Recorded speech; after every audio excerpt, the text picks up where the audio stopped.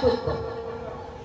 2 चेलाओं को तैयार किया और जहां पर समाधि लगा करके सुखदेव जी महाराज बैठे हुए थे वहां पर चेलाओं को भेज दिया और भगवान के सौंदर्य का वर्णन करते हुए श्लोक का गायन करने लगे।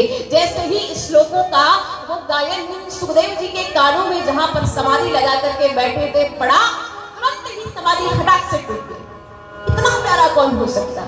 वराहवीरम नटवर बपु कर्णयो कर्णिकारम विप्रदवासा कनक कपिशं वैजयन्तीं चामारा वैजयन्तीं चामारा।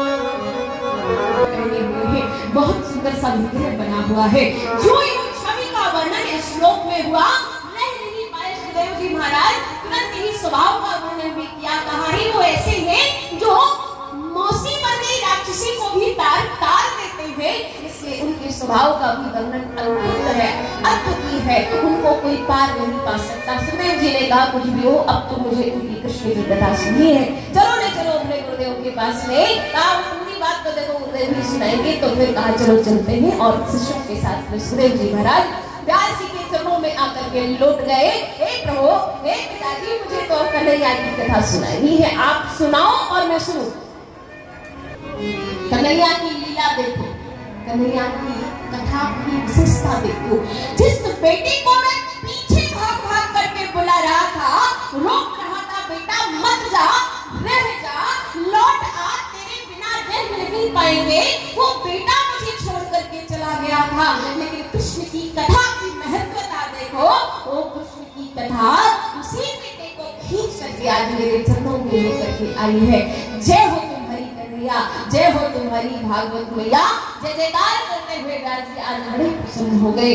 कथा सुननी है तो एक काम करना पड़ेगा, सुखदेव, परीक्षा लेनी पड़ेगी। लोग कहेंगे अपना बेटा था इसलिए सुना दिया उसको, लोग मुझे उंगली उठाएंगे, इसलिए जनक जी के पास परीक्षा लेने के लिए भेजा। जनक कौन? कहा वो जनक नहीं जो सीता जी के पिताजी। जनक पहले समय पर उपाधि जनक जी के जो राज्य में, उनके यहाँ राज्य में जनक उपाधि कही जाती थी। तो उस समय की जो जनक थे उनके पास परीक्षा के लिए सुखदेव जी को भेजा गया।